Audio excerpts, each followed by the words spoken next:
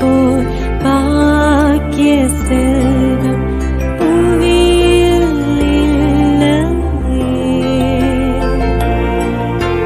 புவி நிரம்ப பொன் தந்தாலும் இப்பழிக்கு ஈடில்லையே.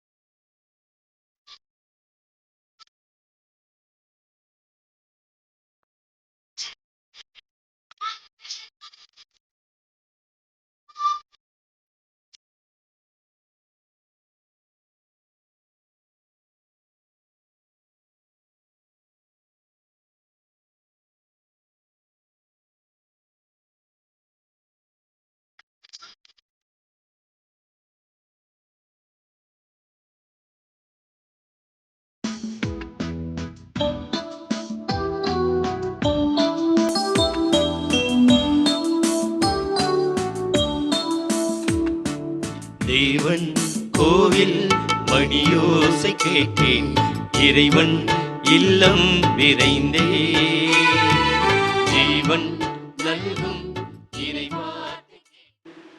தந்தை மகன் தூயாவியாரின் பெயராலே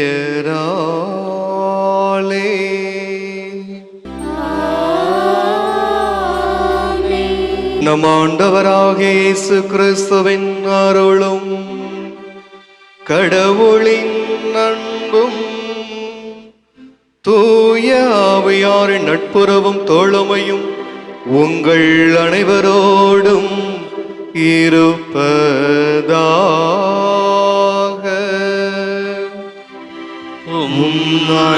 ஆன்மாவோடும் இருப்பதாக. இறையேசுவில் அன்பார்ந்த சகோதர சகோதரிகளே, இன்றைய நாளில் சிறப்பாக பல்வேறு இடங்களிலிருந்து மாதா தொலைக்காட்சியின் வாயிலாக இறையருளை பெற்றுக்கொள்ள வந்திருக்கின்ற உங்களுக்காக திருத்தலத்தின் தந்தையர்கள் இறைஞ்சுகின்றார்கள்.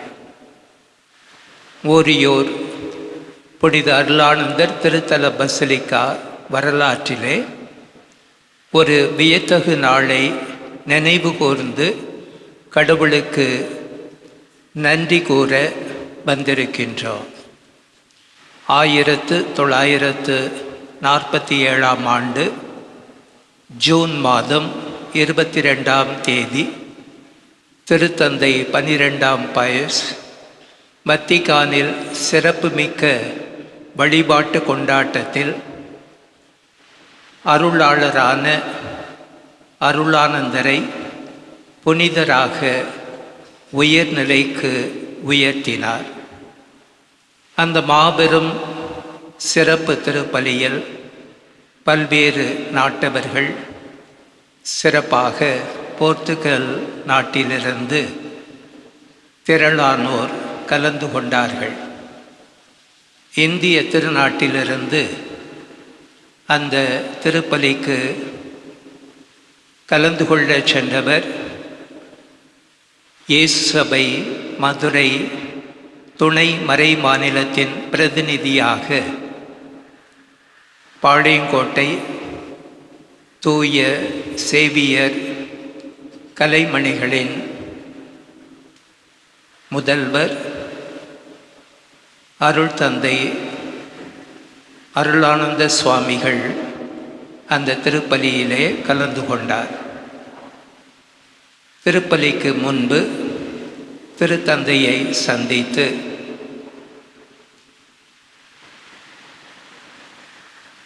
புனித அருளானந்தர் கழுமரம் ஏற்றப்பட்டு அவருடைய உடல் பறவைகளால் விலங்குகளால் தின்றழிக்கப்பட்டுவதற்கு உயர்த்தப்பட்ட அந்த மரத்திலிருந்து ஓர் அடியை திருத்தந்தைக்கு பரிசாக அளித்தார்.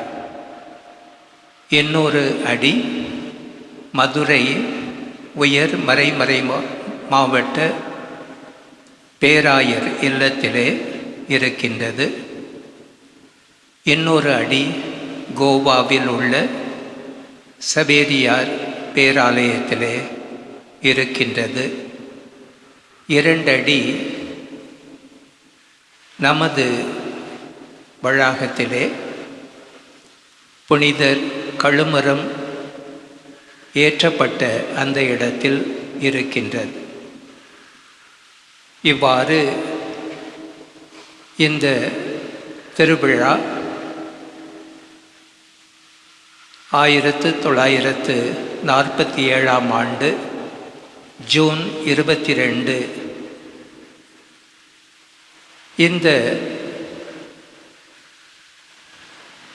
சிறப்புமிக்க நாளை அடுத்த ஆண்டே அதே நாளில் மதுரை மறை மாவட்ட ஆயர் ஜான் பீட்டர் லெனார்ட் அவர்களால் ஆலயம் ஒன்றை உருவாக்க இந்த வளாகத்திலே அடிக்கல் நாட்டினார்.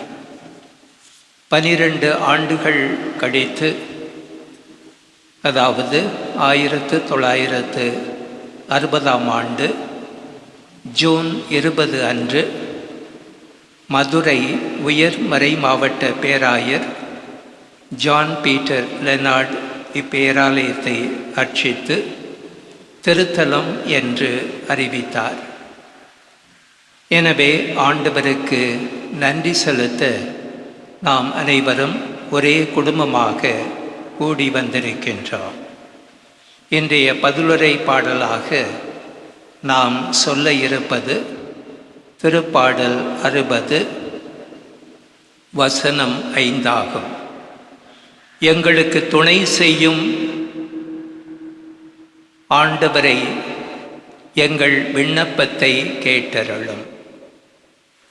இறை ஊழியரான லூயி மரி லெவே ஆண்டாவொருணியின் பங்கு தந்தையாக 1920ஆம் ஆண்டு முதல் 1942ஆம் ஆண்டு வரை 22 ஆண்டுகள் அவர் எழுப்பிய மன்றாட்டு, எங்களுக்கு துணை செய்யும் ஆண்டவரே, எங்கள் விண்ணப்பமான அருளாளர் அருளானந்தரை புனிதராக உயர்நிலைக்கு உயர்த்தி அருளும் என்ற ஜெபம்தான். இந்த ஜெபத்தோடு தபம், நோன்பு ஆகியவற்றை உள்ளடக்கிய திருப்பயணத்தை 1930ஆம் ஆண்டு ஓரியுரை நோக்கிய திருப்பயணத்தில் ஆரம்பித்து அந்த நாள் முழுவதும் திருப்பலி, ஒப்புரவு, அருள் அடையாளம், இயேசுவின் பிரசன்னத்திலே தங்கியிருத்தல், சிலுவை பாதை என்று அந்த ஒரு நாள் முழுவதும் திருப்பயணிகள் தங்களையே ஒருத்து இறைவனிடம் வேண்டினார்கள். திருப்பயணிகளின் விண்ணப்பம் 1947 ஆண்டவரால் கேட்கப்பட்டது. கடந்த 79 ஆண்டுகளாக எல்லாம் வல்ல கடவுளான தந்தைக்கும் இறை மகனாகிய இயேசுவுக்கும் இறை ஆவியாரில் நன்றி செலுத்தும் இனிய நாளாக இந்த நாள் அமைகின்றது. எனவே அன்பார்ந்த சகோதர சகோதரிகளே, நம்மையே தூய்மைப்படுத்தி இந்த ஒப்பற்ற பலியில் நாமும் பங்கேற்பதற்கு நமது குற்றம் குறைகளை ஏற்று மனம் வருந்துவோம். எல்லாம் வல்ல இறைவனிடமும் சகோதர சகோதரிகளே, உங்களிடமும் நான் பாவி என்று ஏற்றுக்கொள்கிறேன். ஏனெனில் சிந்தனையாலும் சொல்லாலும் செயலாலும் கடமையில் தவறினாலும் பாவங்கள் பல செய்தேன். என் பாவமே, என் பாவமே, என் பெரும் பாவமே. ஆகையால் எப்பொழுதும் கன்னியான புனித மரியாதையும் வானதூதர் புனித அனைவரையும் சகோதர சகோதரிகளே, உங்களையும் நம் இறைவனாகிய ஆண்டவரிடம் எனக்காக வேண்டிக் கொள்ள மன்றாடுகிறேன். எல்லாம் வல்ல இறைவன் நம் மீது இரக்கம் வைத்து நமது பாவங்களை எல்லாம் மன்னித்து நம் அனைவரையும் நிலையான வாழ்வை நோக்கி அழைத்து செல்வாராக. ஆமென்.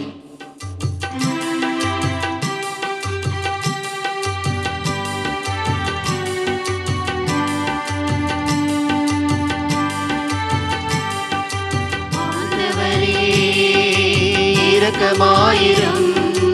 ஆண்டவரே இரக்கமாயிரும். கிறிஸ்துவே இரக்கமாயிரும். கிறிஸ்துவே இரக்கமாயிரும். ஆண்டவரே இரக்கமாயிரும். ஆண்டவரே இரக்கமாயிரும். இரக்கமாயிரும். மன்றாடுவோமாக. ஆண்டவரே, உம்மையே நம்பி உம்முடைய அன்பில் நிலைத்திருப்பவர்களை நீர் என்றும் கைவிடுவதில்லை. இவ்வாறு நாங்கள் உமது திருப்பெயரை எக்காலத்திலும் போற்றவும் உம்மை அன்பு செய்யவும் எங்களுக்கு அருள்வீராக. உம்மோடு தூயாவியானவரின் ஒன்றிப்பில் இறைவனாய் என்றென்றும் வாழ்ந்து ஆட்சி செய்கின்ற உம் திருமகனாகிய இயேசு கிறிஸ்து வழியாக உம்மை மன்றாடுகின்றோம்.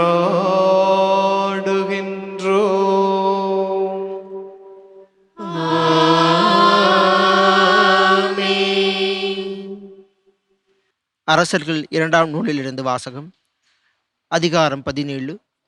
இறை திருவசனங்கள் 5 முதல் 8, 13 முதல் 15 மற்றும் 18 முடிய. அந்நாட்களில் அசீரியா மன்னன் நாடு முழுவதும் மேலும் படையெடுத்து சமாரியாவுக்கு வந்து அதை 3 ஆண்டு அளவு முற்றுகையிட்டான். ஒசேயா ஆட்சியேற்ற 9ஆம் ஆண்டில் அசிரியா மன்னன் சமாரியாவை கைப்பற்றி இஸ்ரேலரை அசிரியாவுக்கு நாடு கடத்தினான். அவர்களை அலகிலும் கோசானின் ஆபோர் நதிக்கரையிலும் மேதியர் நகரிலும் குடியேற்றினான். ஏனெனில் இஸ்ரேல் மக்கள் தங்களை எகிப்து நாட்டினின்றும் அந்நாட்டு மன்னன் பார்வோனின் கையினின்றும் விடுவித்திருந்த தங்கள் கடவுளான ஆண்டவருக்கு எதிராய் பாவம் செய்து வேற்று தெய்வங்களை தொழுது வந்தனர். மேலும் இஸ்ரேல் மக்கள் முன்னிலையிலிருந்து ஆண்டவர் விரட்டி எடுத்த வேற்றினத்தாரின் விதிமுறைகளின்படியும் இஸ்ரேல் அரசர்கள் புகுத்திய வழக்கங்களின் படியும் நடந்து வந்தனர்.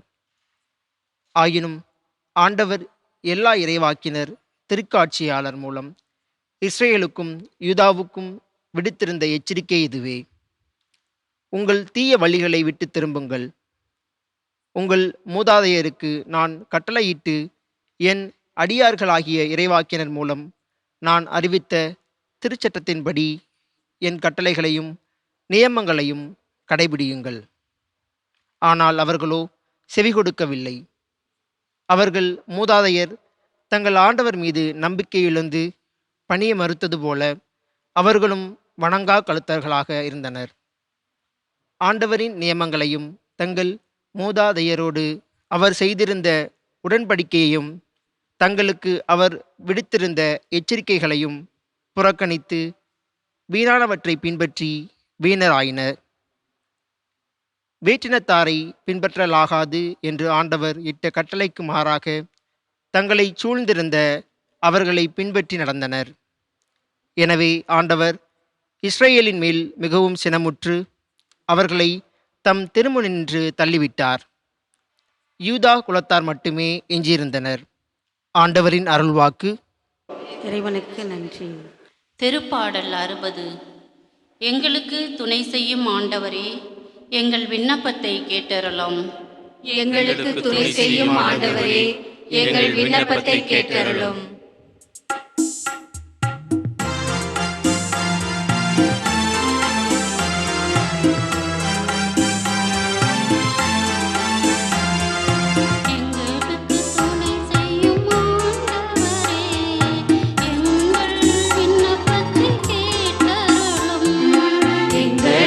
துணை செய்யும் ஆண்டவரே, எங்கள் விண்ணப்பத்தை கேட்டருளும். நீர் எங்களை வெறுத்து ஒதுக்கி விட்டீர், எங்களை நொறுக்கி விட்டீர், எங்கள் மீது சீற்றம் கொண்டீர். இப்பொழுதோ எங்களை நோக்கி திரும்பி அருளும். இப்பொழுதோ எங்களை நோக்கி திரும்பி அருளும்.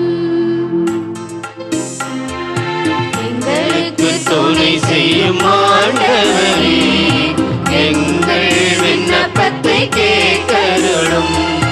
எங்களுக்கு துணை செய்யும் ஆண்டவரே, எங்கள் விண்ணப்பத்தை கேட்டருளும்.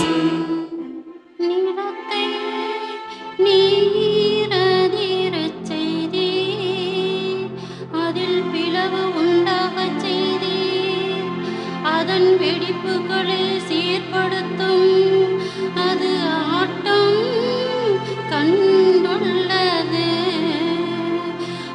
மக்களை கடும் துன்பத்தை காணச் செய்தீர். மதியை மயக்கும் மதுவை எங்களுக்கு குடிக்க கொடுத்தீர். எங்களுக்கு துணை செய்யும் ஆண்டவரே, எங்கள் விண்ணப்பத்தை கேட்டருளும். எங்களுக்கு துணை செய்யும் ஆண்டவரே, எங்கள் விண்ணப்பத்தை கேட்டருளும். கடவுளே, நீர் எங்களை கைவிட்டு விட்டீர் அன்றோ? கடவுளே, நீர் எங்கள் படைகளோடு புறப்படவில்லை அன்றோ? எதிரியை மேற்கொள்ள எங்களுக்கு உதவும். மனிதர் தரும் உதவியோவே, கடவுளின் துணையால் வீரத்துடன்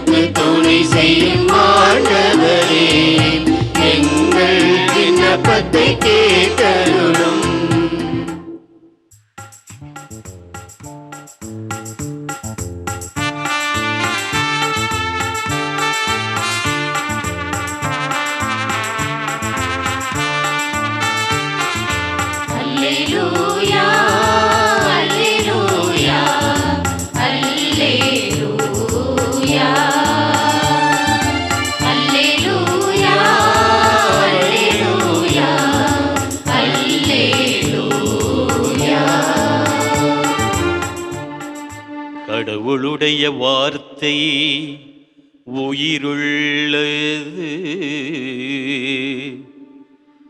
ஆற்றல் வாய்ந்தது, ஆன்மாவையும் ஆவியையும் பிரிக்கும் அளவுக்கு குத்தி ஊடுருவுகிறது. அல்லேலூயா, அல்லேலூயா, அல்லேலூயா, அல்லேலூயா, அல்லேலூயா, அல்லேலூயா.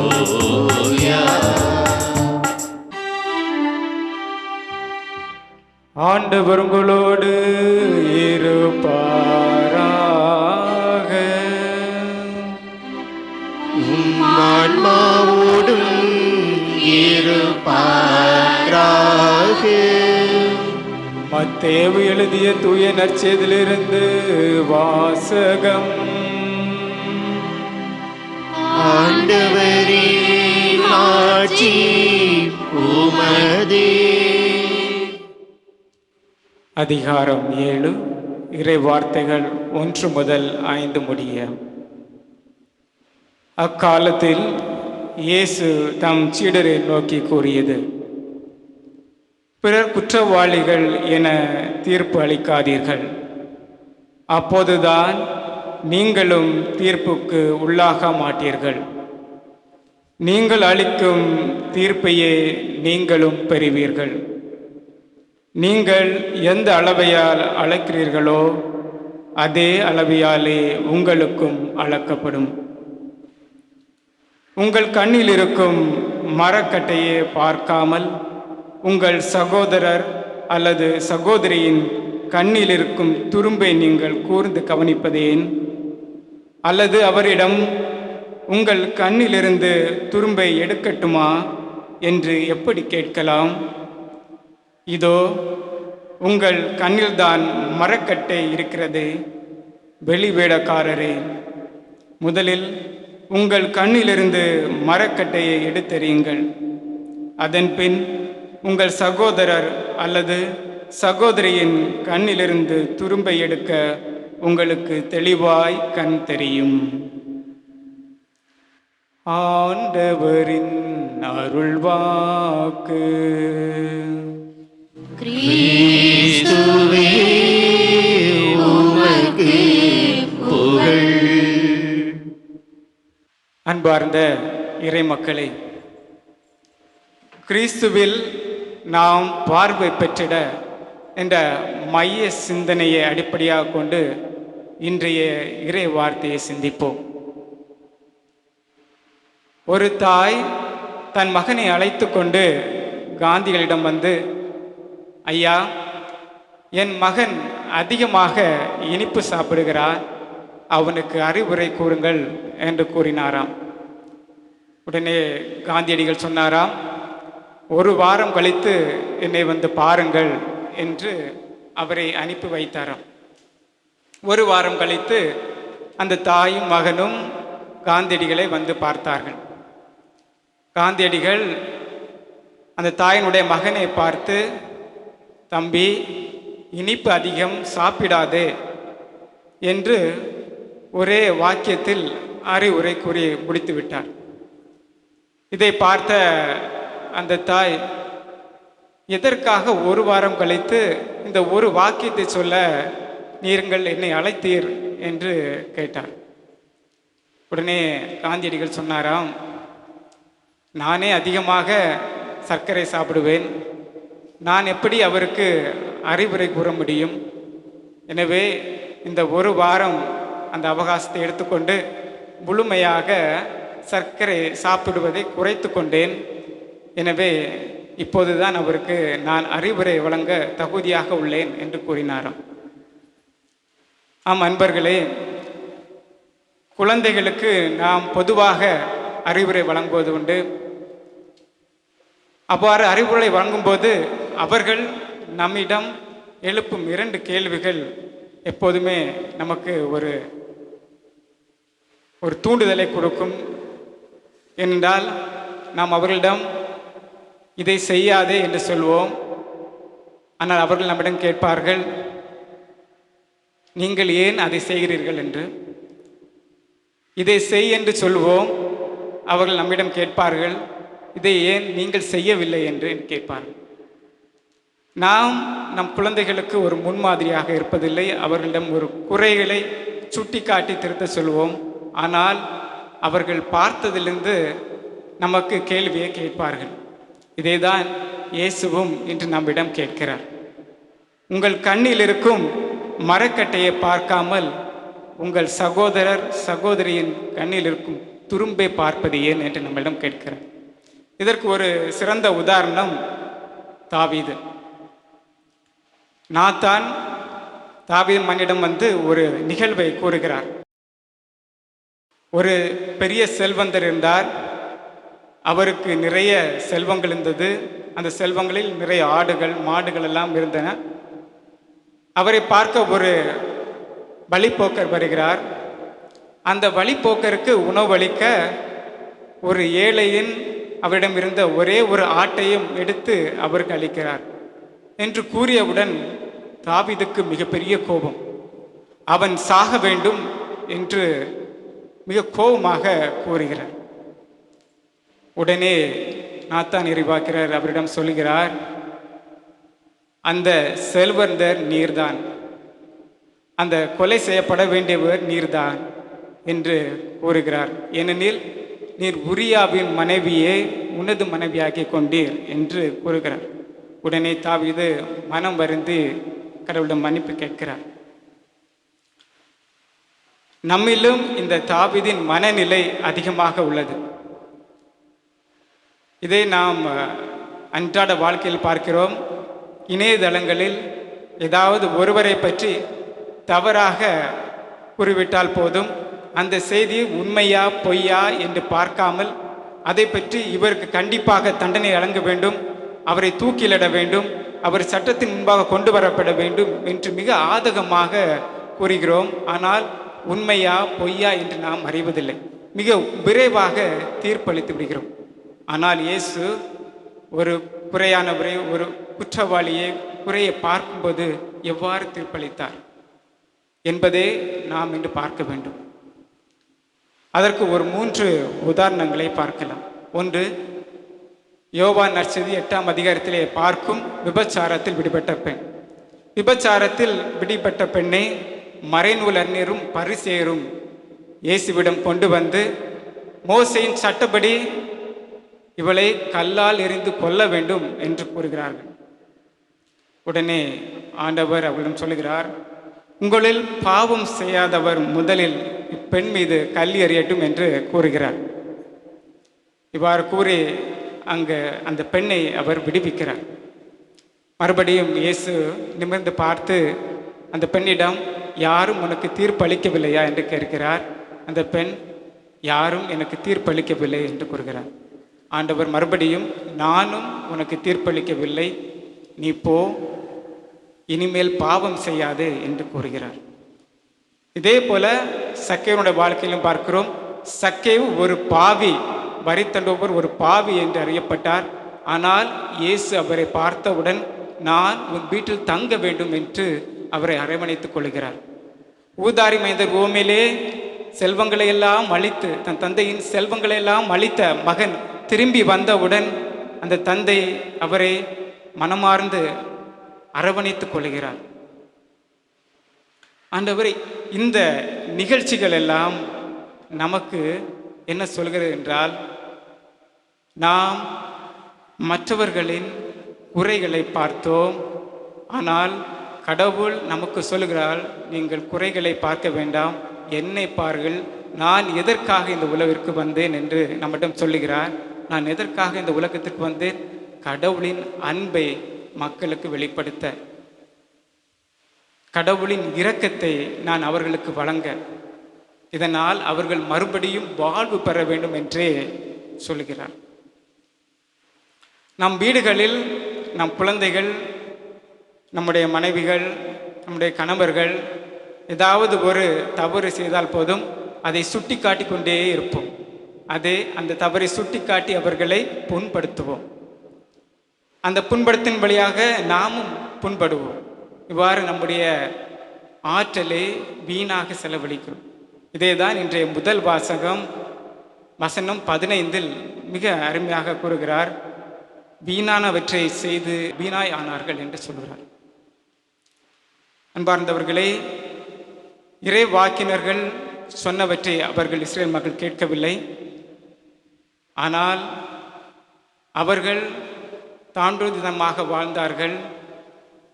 அதனால் அசிரியா மன்னனுக்கு அடிமைப்பட்டு போனார்கள். இன்று நாமும் பலவற்றுக்கு அடிமைப்பட்டுள்ளோம். நமது கோபத்திற்கு அடிமைப்பட்டுள்ளோம், பொறாமைக்கு அடிமைப்பட்டுள்ளோம், பிறரை பற்றி குறை கூறுவதில் நாம் அடிமைப்பட்டுள்ளோம். இதிலின்று நாம் விடுதலை பெற வேண்டும். இதிலின்று நாம் விடுதலை பெறும்போது கிறிஸ்துவில் நாம் பார்வை பெறுகிறோம். நாம் மற்றவரை குறை சொல்லும் முன் உங்களுக்கு பாவம் செய்யாதவர் முதலில் கல்லெறியட்டும் என்ற இயேசுவின் வார்த்தை நம் உள்ளங்களில் வரட்டும். பிறரை தாழ்த்துவதை தவிர்த்து கிறிஸ்துவை போல அவர்களை உயர்த்துவோம். நம் கண்கள் பிறரின் குறைகளை தேடாமல் அவர்களின் தேவைகளை தேடட்டும். நம் காதுகள் புறங்குறுதலை கேட்காமல் எளியோரின் அழுகுரலை கேட்கட்டும். நம்முடைய புனிதரும் இந்திய நாட்டிற்கு வரும்போது குறை என்றும் எதுவும் இல்லாமல் இல்லை, நிறைய குறைகள் இருந்தது. ஆனால் அவர்கள் நமது திருச்சபையை கட்டி எழுப்பியது கடவுளின் அன்பால், கிறிஸ்துவின் தியாகத்தால், தூயாவின் துணையால். நாமும் மூவர் இறைவனின் துணை வேண்டி நம்முடைய திருச்சபையை குறைகளை நிவர்த்தி செய்வதன் வழியாக அல்ல, கடவுளின் அன்பால், கிறிஸ்துவின் மீட்பால், அவருடைய தியாகத்தால், தூயாவின் துணையால் நாம் திருச்சபையை கட்டி எழுப்புவோம். எழுந்து நின்று நம்மிடம் இருக்கக்கூடிய நமது தேவைகளை, விண்ணப்பங்களை நம் ஆண்டவரிடம் எடுத்துரைப்போம். தூய ஆவியாரின் கொடைகளால் வழிநடத்தப்படும் நமது திருத்தந்தை, ஆயர்கள், குருக்கள் மற்றும் துறவிகள் அனைவரும் புனித அருளானந்தரை போல எவ்வித தடைகளுக்கும் அஞ்சாமல் நற்செய்தியை துணிவோடு அறிவிக்கும் தியாக உள்ளத்தை பெற வேண்டும் என்று இறைவா உம்மை மன்றாடுகின்றோம். ஆண்டவரே, எங்கள் மன்றாட்டை கேட்டருளும். திருப்பலியை மாதா தொலைக்காட்சி வழியாக கண்டு ஆசீர்வாதம் பெறும் உலகெங்கும் உள்ள நல்ல இதயங்களுக்காக மன்றாடுகின்றோம். இந்த நற்செய்தி ஊடக பணி இன்னும் பல கோடி மக்களை சென்றடையவும், இதன் வழியாக பல்லாயிரக்கணக்கான குடும்பங்கள் அமைதியையும் கண்டடைய வேண்டும் என்று இறைவா உம்மை மன்றாடுகின்றோம். ஆண்டவரே, எங்கள் மன்றாட்டை கேட்டருளும். புனித அருளானந்தரின் பாதம் பட்ட புனித பூமியிலும் அவரது திருத்தலத்திலும் கூடி ஜெபிக்கும் மற்றும் இந்த ஒளிப்பதிவில் பங்கேற்கும் விசுவாசிகள் யாவரையும் ஆசீர்வதியும். புனிதரின் பரிந்துரையால் எங்கள் குடும்பங்களில் விசுவாசமும் இறைபக்தியும் பெருகிட வேண்டும் என்று இறைவா உம்மை மன்றாடுகின்றோம். ஆண்டவரே, எங்கள் மன்றாட்டை கேட்டருளும். உலகெங்கும் நோய் நொடிகள், வறுமை, மனக்கவலைகளோடு உம்மை நோக்கி கதரும் மாதா தொலைக்காட்சி நேயர்கள் மற்றும் நோயாளிகள் யாவருக்கும் இந்த திருப்பலியின் வழியாக தெய்வீக சுகமும் விடிவும் கிடைக்க வேண்டும் என்று இறைவா உம்மை மன்றாடுகின்றோம். ஆண்டவரே, எங்கள் மன்றாட்டை கேட்டருளும். எங்கள் இதயத்தின் ஆழத்தில் உள்ள வேண்டுதல்களையும் பாரங்களையும் அறிந்திருக்கின்ற இறைவா, புனித அருளானந்தரின் தியாக வாழ்வை உற்று நோக்கும் நாங்கள் எங்களது அன்றாட சிலுவைகளை மகிழ்வோடு ஏற்று வாழும் வரத்தை தர வேண்டும் என்று இறைவா உம்மை மன்றாடுகின்றோம். ஆண்டவரே, எங்கள் மன்றாட்டை கேட்டருளும். இந்த மன்றாட்டுக்களை எல்லாம் நம் ஆண்டவராகிய இயேசு கிறிஸ்து வழியாக உம்மை மன்றாடுகின்றோம். ஆமென்.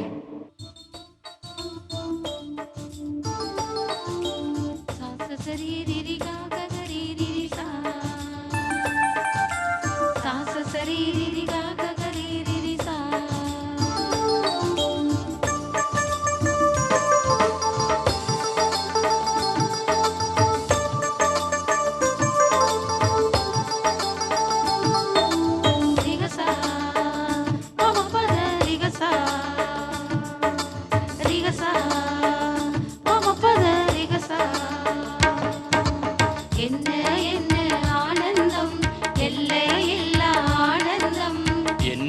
என்ன ஆனந்தம், எல்லை இல்லா ஆனந்தம்.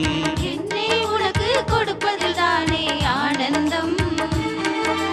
உன்னில் உனக்காய் வாழ்வது எந்த ஆனந்தம். உன்னில் உனக்காய் வாழ்வது எந்த ஆனந்தம். என்ன ஆனந்தம், எல்லை இல்லா ஆனந்தம். என்ன ஆனந்தம், எல்லை இல்லா ஆனந்தம். சகோதர சகோதரிகளே, என்னுடையதும் உங்களுடையதுமான இந்த பலி எல்லாம் வல்ல இறைவனுக்கு ஏற்றதாகும்படி மன்றாடுங்கள். திருப்பெயரின் புகழ்ச்சிக்காகவும் ஆட்சிக்காகவும் நமது நன்மைக்காகவும் புனித திரு அவை அனைத்து நலனுக்காகவும் உமது கையிலிருந்து பலியை ஏற்றுக்கொள்வாராக. ஆண்டவரே, எங்களை உம்மோடு ஒப்புரவாக்கும் இப்புகழ்ச்சி பலியை ஏற்றருள உம்மை வேண்டுகின்றோம்.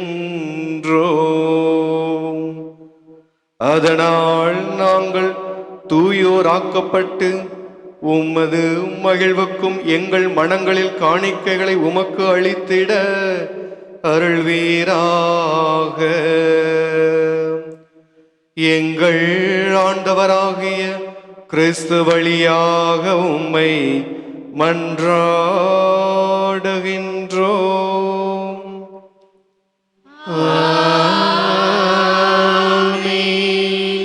ஆண்டவர் உங்களோடு இருப்பாராக.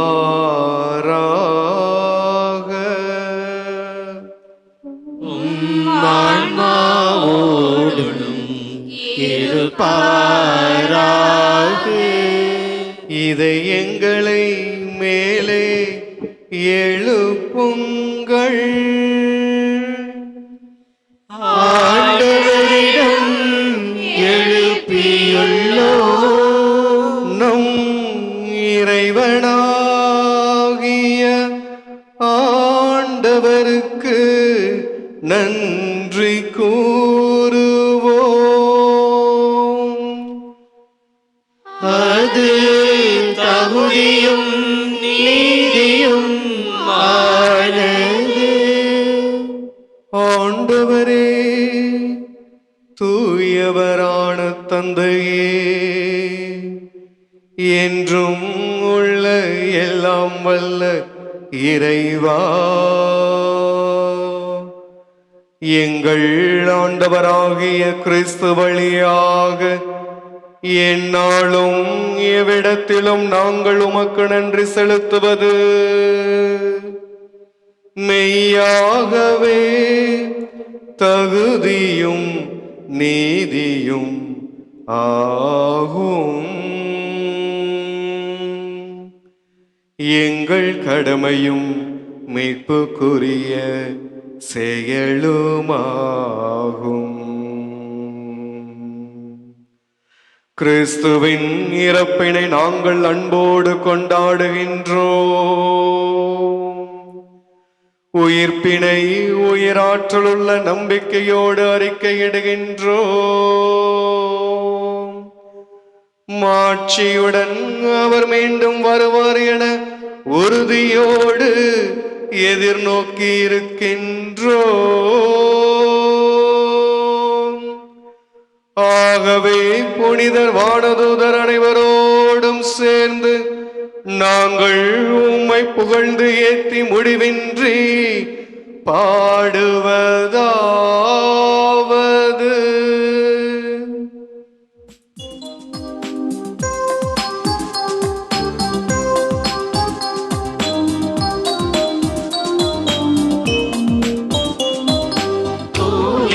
தூயவர் தூயவர் வான்படைகளின் கடவுளமாண்டவர். விண்ணகமும் மண்ணகமும் உமது மாட்சியால் நிறைந்துள்ளன. உன்னதங்களிலே ஓசன்னா, உன்னதங்களிலே ஓசன்னா. ஆண்டவர் பெயரால் வருகிறவர் ஆசீர் பெற்றவர். உன்னதங்களிலே ஓசன்னா, உன்னதங்களிலே ஓசன்னா, ஓசன்னா.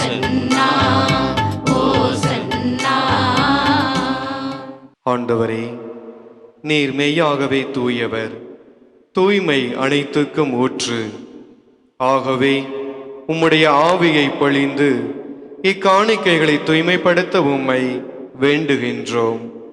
இவ்வாறு எங்கள் ஆண்டவர் இயேசு கிறிஸ்துவின் உடலும் இரத்தமுமாக எங்களுக்கு இவை மாறுவனவாக.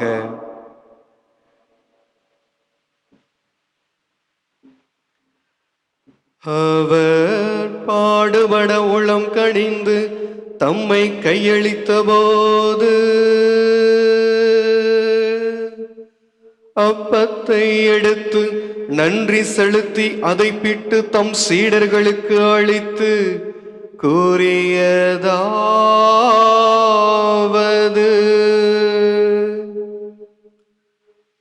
அனைவரும் இதிலிருந்து பெற்று உண்ணுங்கள், ஏனெனில் இது உங்களுக்காக கையளிக்கப்படும் என் உடல்.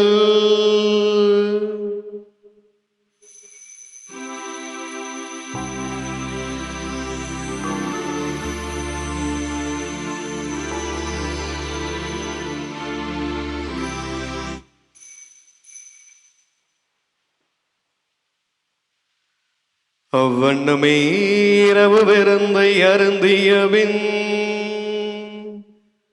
கிண்ணத்தையும் எடுத்து மீண்டும் உமக்கு நன்றி கூறி தம் சீடர்களுக்கு அளித்து அவர் கூறியதாவது,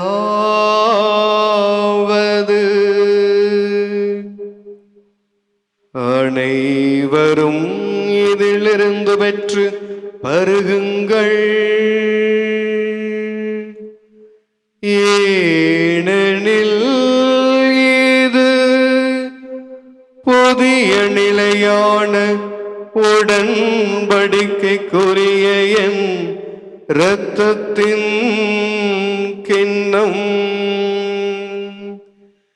இது பாவ மன்னிப்புக்கென்று உங்களுக்காகவும் பலருக்காகவும் சிந்தப்படும். இதை என் நினைவாக செய்யுங்கள்.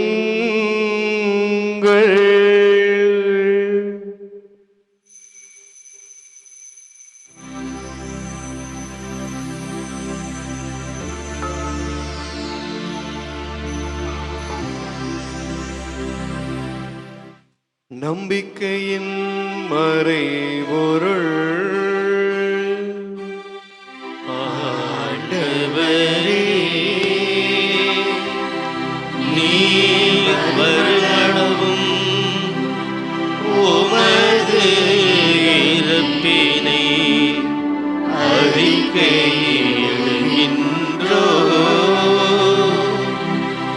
உமது உயிர்ப்பினையும் எடுத்துரைக்கின்றோம். ஆகவே ஆண்டவரே, நாங்கள் கிறிஸ்துவின் இறப்பினையும் உயிர்ப்பினையும் நினைவு கூர்ந்து வாழ்வு தரும் அப்பத்தையும் மீட்பளிக்கும் கிண்ணத்தையும் உமக்கு ஒப்புக் கொடுக்கின்றோம். உம் திருமுன் நின்று உமக்கு ஊழியம் புரிய தகுந்தவர்கள் என எங்களை ஏற்றுக்கொண்டீர். எனவே உமக்கு நன்றி செலுத்துகின்றோம். மேலும் கிறிஸ்துவின் உடலிலும் இரத்தத்திலும் பங்கு கொள்ளும் எங்களை தூய ஆவியார் ஒன்று சேர்க்க வேண்டும் என உம்மை தாழ்மையுடன் மன்றாடுகின்றோம். ஆண்டவரே, உலகெங்கும் பரவியிருக்கும் உம் திரு அவையை நினைவு கூர்ந்தருளும். எங்கள் திருத்தந்தை லியோ, எங்கள் ஆயர் ஆனந்தம், எல்லா திருநிலையினர் ஆகிய அனைவரோடும் உமது திரு அவை அன்பில் நிறைவு பெற செய்தருளும். மேலும் உயிர்த்தெழும் எதிர்நோக்குடன் துயில் கொள்ளும் எங்கள் சகோதரர் சகோதரிகளையும் இறந்தோர் அனைவரையும் இரக்கத்துடன் நினைவு கூர்ந்து உமது திருமுக ஒளியினுள் ஏற்றருளும். எங்கள் அனைவர் மீதும் இரக்கமாயிரும். கடவுளின் கன்னித்தாயான புனித மரியா, அவருடைய கணவரான புனித யோசேப்பு, புனித திருத்தூதர்கள், எங்களுடைய பாதுகாவலரும் அரைசாட்சியுமான புனித அருளானந்தர், இவ்வுலகில் உமக்கு உகந்தவராயிருந்தோர் ஆகிய புனிதர் அனைவருடனும் நாங்கள் நிலை வாழ்வில் பங்கு கொள்ளும் தகுதி பெற்று திருமகன் இயேசு கிறிஸ்து வழியாக உம்மை புகழ்ந்தேத்தும் வரமருள உம்மை மன்றாடுகின்றோம். இவர் வழியாக இவரோடு இவரில் எல்லாம் வல்ல இறைவனாகிய தந்தையே, தூயாவியாரின் ஒன்றிப்பில் எல்லா புகழும் மாட்சியும் என்றென்றும் உமக்கு உரியதே.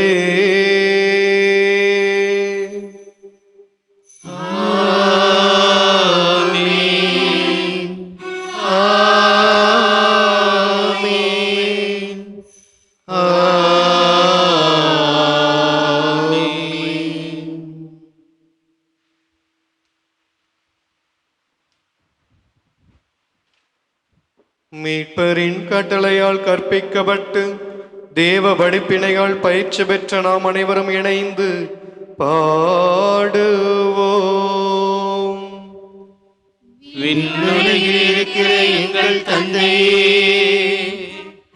உமது பெயர் தூயது எனப் போற்றப் பெறுக. உமது ஆட்சி வருக. உமது திருவுளம் விண்ணுலகில் நிறைவேறுவது போல மண்ணுலகிலும் நிறைவேறுக. எங்கள் அன்றாட உணவை இன்று எங்களுக்கு தாரும். எங்களுக்கு எதிராக குற்றம் செய்வோரை நாங்கள் மன்னிப்பது போல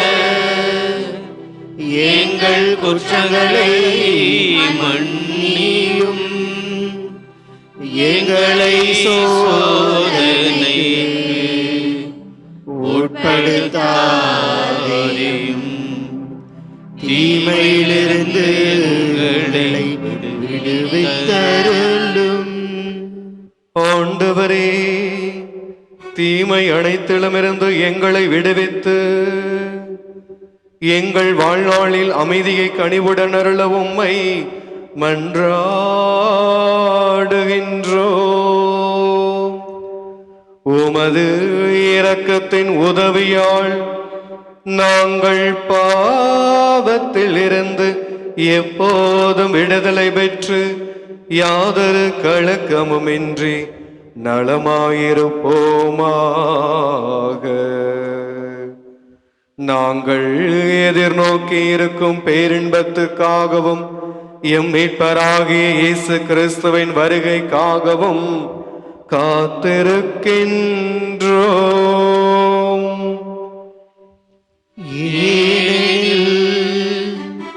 ஆட்சியும் வல்லமையும் மாட்சியும் என்றென்றும் உமதே.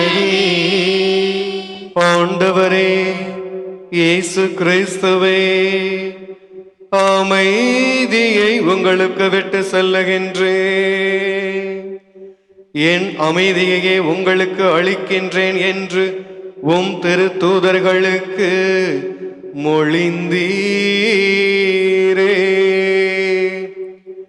எங்கள் பாவங்களை பாராமல் உமது திரு அவையின் நம்பிக்கையை கண்ணோக்கி உமது திருவுளத்திற்கு ஏற்ப அதற்கு அமைதியையும் ஒற்றுமையையும் அளித்தருள்வீராக.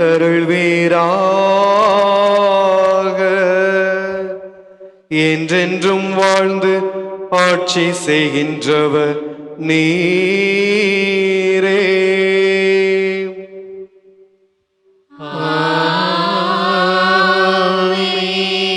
ஆண்டவர் உங்களோடு இருப்பாராக.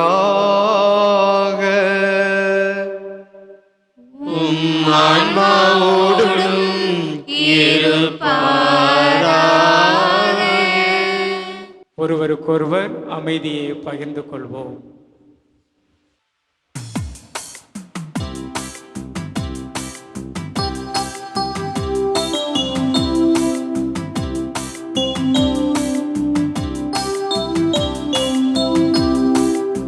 உலகின் பாவம் போக்கும் இறைவனின் செம்மறியே, எம்மேல் இரக்கம் வையும். உலகின் பாவம் போக்கும் இறைவனின் செம்மறியே, எம்மேல் இரக்கம் வையும். உலகின் பாவம் போக்கும் இறைவனின் செம்மறியே, எமக்கு அமைதி அருளும். எமக்கு அமைதி அருளும். இதோ இறைவனின் செம்மறி, இவரே உலகின் பாவங்களை எல்லாம் போக்குகிறவர். இந்த செம்மறியின் விருந்துக்கு அழைக்க பெற்ற நாம் ஒவ்வொருவரும் பேறு பெற்றோர். ஆண்டவரே, என் உள்ளத்தில் எழுந்தருளி வர நான் தகுதியற்றவன். ஆனால் ஒரு வார்த்தை மட்டும் சொல்லியருளும், எனது ஆன்மா நலமடையும். என் தேடல் நீ, என் தேவனே,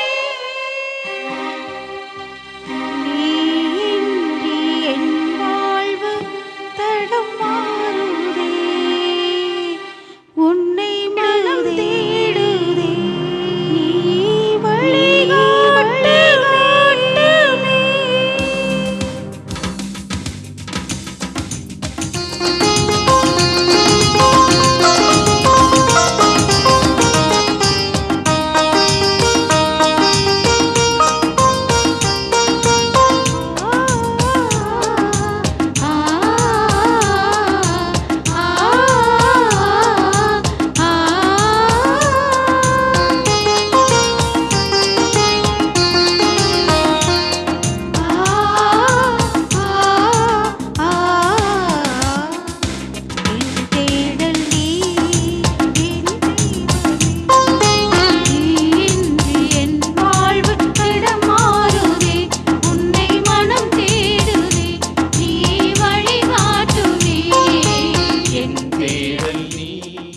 மன்றாடுவோமாக. ஆண்டவரே, உம் திருமகனின் உயர் மதிப்புள்ள உடலாலும் இரத்தத்தாலும் ஊட்டம் பெற்று புதுப்பிக்கப்பட்ட நாங்கள் உமது கனிவை கெஞ்சி கேட்கின்றோம். இறைப்பற்றுடன் நாங்கள் அடிக்கடி நிறைவேற்றும் இப்பலியின் பயனாக எங்கள் மீட்பை உறுதியாய் கண்டடைய செய்வீராக. எங்கள் ஆண்டவராகிய கிறிஸ்து வழியாக உம்மை மன்றாடுகின்றோம்.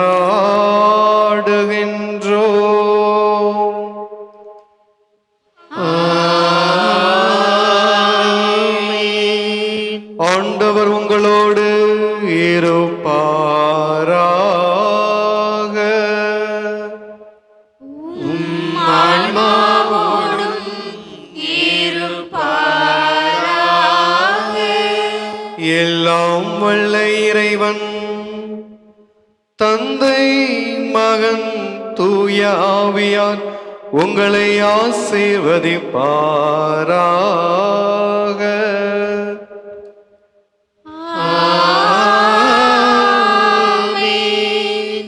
சென்று வாருங்கள், திருப்பலி நிறைவேறிற்று. இறைவனுக்கு நன்றி.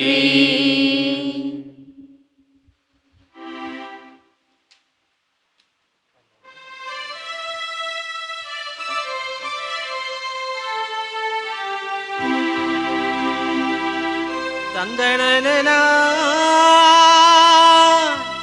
தந்தனன தந்தனனா தந்த தந்தனனா தந்தனன தந்தனனா தந்தனன தந்தனனா தந்தனன தந்தனனா.